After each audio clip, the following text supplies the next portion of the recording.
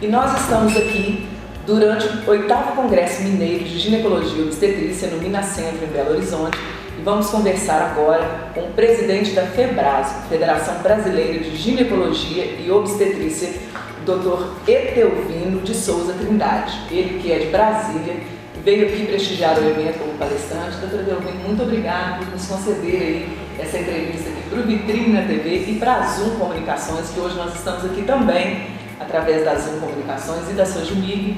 Muito obrigado por estar aqui conversando conosco. Muito obrigado eu por ter a oportunidade de me manifestar com coisas que talvez possam ser de interesse do seu público, Adriane, e do pessoal que vê o programa Zona da Mata, da Vitrine, da Zoom, e esclarecer alguma coisa se eu tiver competência para tal, mas com certeza, para estar no lugar que o senhor está, tem que ter competência para isso. E dizer para o senhor assim, que é muito bom a gente ter esse contato de perto, porque o Vitrine a gente tem assim, alguns parceiros da área de ginecologia e obstetrícia e que respeitam essa sua autoridade frente a essa Federação Brasileira de Ginecologia e Obstetrícia. Muito obrigado.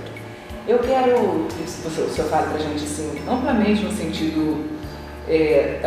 todas nós mulheres já sabemos dessa importância que existe nessa prevenção do câncer de colo uterino.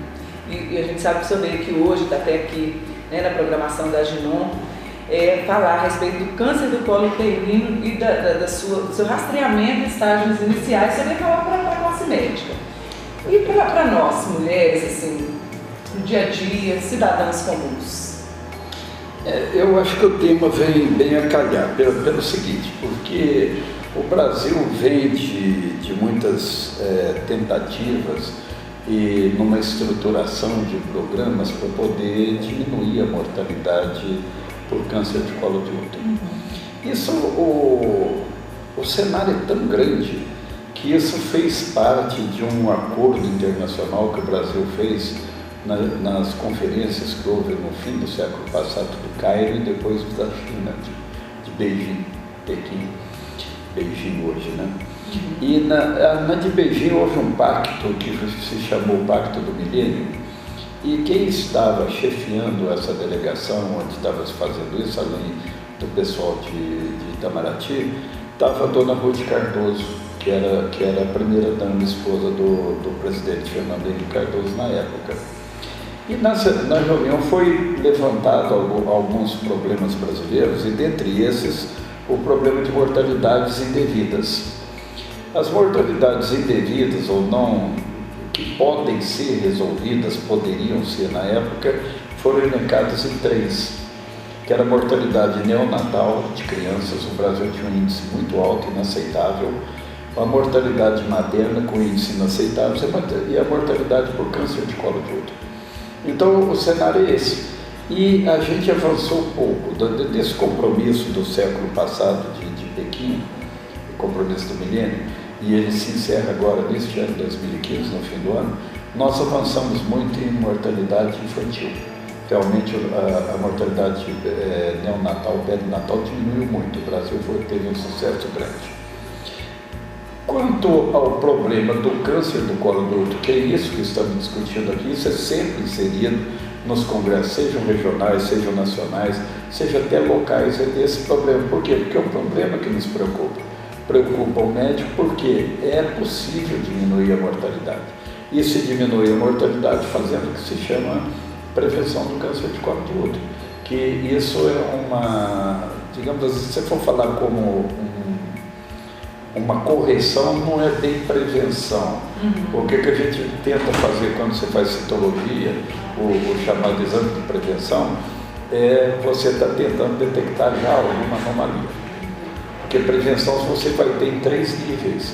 A prevenção você pode prevenir um desfecho de ocorrer, isso as vacinas o fazem nas aplicações de cada uma delas. Você pode fazer uma prevenção detectando uma doença em fase inicial, onde a intervenção médica, a intervenção terapêutica, seja qual for, ela tem efetividade e as pacientes vão ter um desfecho favorável. E você faz então uma prevenção que a gente chama terciária, onde você não tem mais uma instância, digamos, de cura, mas você melhora o bem-estar da pessoa.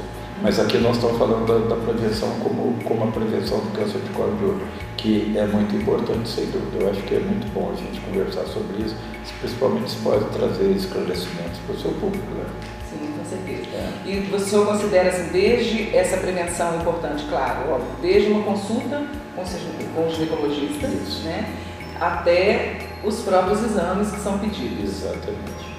A gente sempre que pode conversar com um médico da sua especialidade, a gente procura pedir para as pessoas não deixarem de fazer.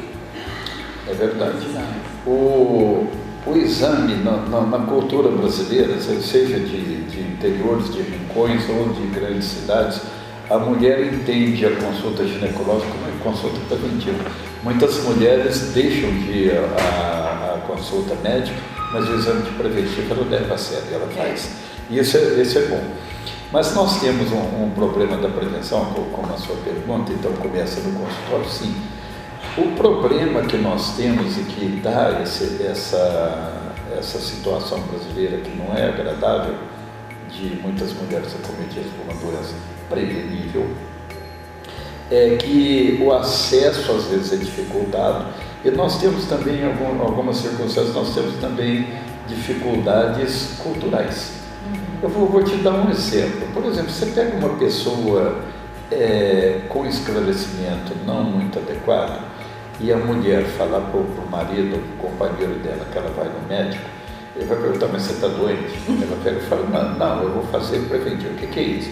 Não, eu vou lá, colho o material, talvez ele seja um mecanismo inibidor. Eu falo, o que você vai fazer lá? Você não está sentindo nada? Então, tem essas coisas, né? Então, eu acho que isso... Está procurando doença? Isso, está procurando doença. Você vai se expor lá, você não sabe quem é o médico, vão achar que você não tem vergonha. É mais ou menos isso, né? Então, a mulher deve procurar. Se a gente pensa só na prevenção do câncer de colo de útero, que é o coleta do exame que a gente chama Papa Nicolau, ou exame preventivo, como já é de domínio público, de cultura de todo mundo, esse exame, ele não necessariamente teria que ser feito todo ano, mas a mulher deve sim ir ao médico todo ano. Ela deve ir tanto como o homem também tem que ir. Ele tem que ir porque essas consultas daquele que não sente nada, não está doente, são os motivos de eventualmente se rastrear ou receber informações de melhora de saúde. Verdade. Então é mais ou menos isso. Doutora Delvino, eu quero que o senhor coloque como presidente da FEBRASO a importância de um evento como esse que nós estamos aqui, que é o 8º Congresso Mineiro de Ginecologia e Obstetrícia, para o profissional da área. O congresso aqui o Mineiro de Ginecologia e Obstetrícia, eu tenho participado dele com frequência. Não sei se você sabe, Adriana, eu sou mineiro. Sou mineiro do sul de Minas, eu me formei em Belo Horizonte. Só que por circunstâncias de vida, e a vida não era previsível, eu fui exercer minha profissão fora daqui, moro em Brasília, como você me apresentou aí no início, que eu sou de Brasília, né? Eu sou morador de Brasília, que adotei como minha cidade e gosto de ser de lá, como também não deixo de gostar de ser mineiro, que eu prezo muito. Eu acho que a cultura mineira, ela fica entranhada e é gostosa a cultura mineira. Bem, mas eu tenho acompanhado isso aqui e o Congresso tem uma espécie de linearidade. Ele segue numa mesma linha, onde o que fica bastante caracterizado é um cuidado dos gestores que passam pela Sociedade de Ginecologia e Obstetrícia de Minas Gerais, o cuidado de fazer uma programação que atenda a muita, digamos, todas as áreas da ginecologia que são importantes que os médicos exercem. E dentro disso também sempre com o foco da prevenção, que é bom. Essa linearidade, esse cuidado de fazer um congresso bem feito, ou seja, com temas bons, associado a uma inserção de professores, médicos, colegas que exercem a ginecologia obstetrícia e trazem os conhecimentos, tanto os conhecimentos de fronteira, que fronteira eu estou dizendo no sentido daquele mais avançado, quanto os conhecimentos básicos no sentido de reciclar aquilo que às vezes fica um pouco escondido na mente. Então,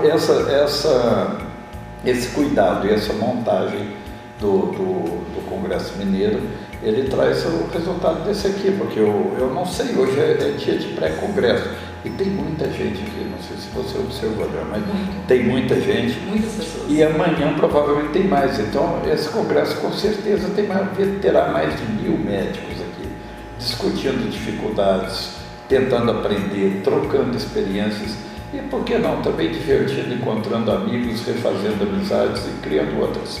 Tudo isso faz parte do contexto de um congresso e tudo isso é bom, porque o viver é a interação entre pessoas, né? Então, dentro disso, eu acho que o congresso está maior no dia do que o do ano passado. Agora, como presidente da FEBRASGO,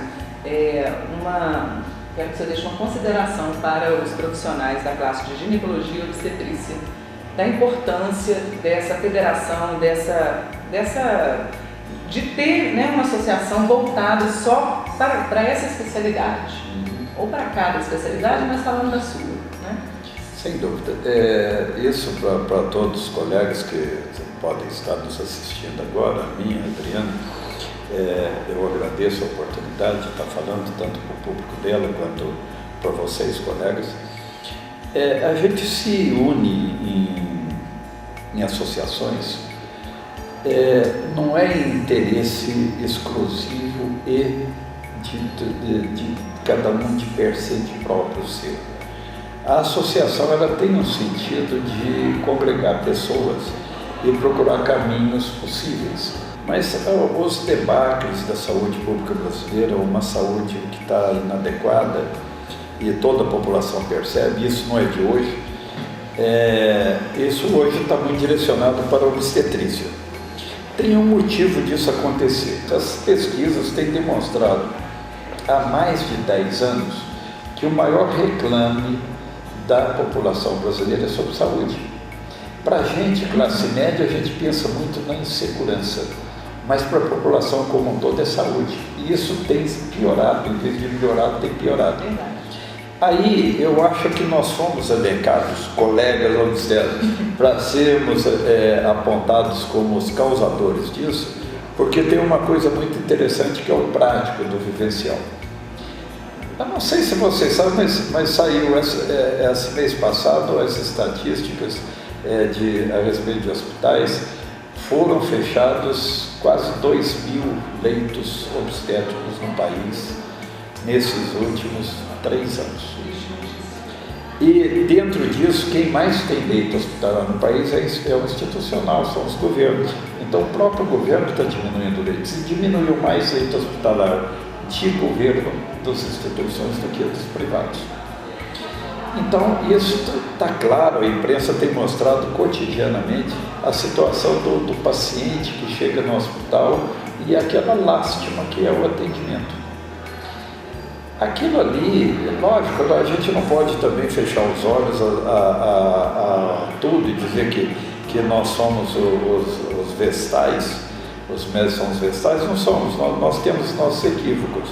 Mas com certeza o equívoco da saúde não é o médico causador maior.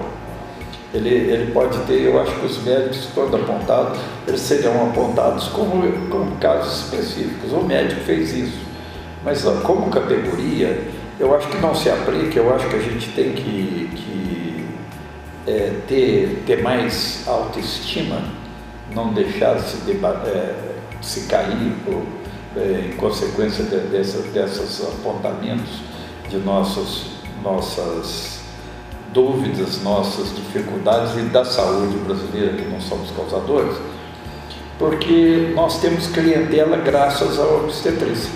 A obstetrícia que nos faz a clientela, porque quando a gente começa a exercer a especialidade, são as mocinhas recém-casadas que nos procuram porque ficam grávidas. Verdade. E elas continuam conosco. Então, essa é uma base bastante sólida que nós não somos ruins. Então, pode ter médico ruim, mas com certeza nós vivemos em torno disso e somos bem-quistos nos nossos locais. Então, isso eu acho que é um resgate de autoestima que a gente não deve deixar se abater. Tem um problema também, agora que fala de obstetrícia, que se vocês forem observar, os planos de saúde vivem em função de nós. Porque a pessoa nunca pensa em ter um plano de saúde, ela pensa quando ela casa, porque vai ter filho. Aí ela entra no sistema de saúde. E vem para quê? Para nós. Você falou uma coisa muito interessante. A gente vai ter o bebê na hora de saúde. Depois que a gente tem o primeiro filho, então, ainda mais eu, no meu caso, fazendo novo, vou precisar eternamente da minha ginecologista. Vai precisar. Depois não é o parto, mas é... Nós queremos viver muito, né? Todos nós que estamos aqui queremos viver muito, viver saudável. Saudável. No mínimo, temos que fazer todos os exames anuais. Aí já começam outros exames. Esses ossos estão bons, aí já começa. Mas tudo começa ali no consultório da médica de confiança, todo ano. No meu caso, a minha médica, porque tem muitos que tem os médicos também, né? Olha vocês, colegas que estão ouvindo o que a Adriana está falando. A mulher considera o médico ginecologista, obstetra dela, como o médico dela. De confiança. Então a gente tem a obrigação de se entender como clínico das mulheres. Sim, então, se uma mulher tiver um nódulo de tireoide, a gente tem a obrigação de achar. Você não tem que tratar, você manda para o endócrino, manda para o cirurgião. Mas você tem que achar e falar, você está com isso. Tem que pedir exame. A minha me pede tudo. É isso mesmo. Não é isso? Exatamente. Doutor Delmiro, muito obrigado pela sua participação. Gostei muito de conversar com o senhor. Muito obrigado, eu que agradeço.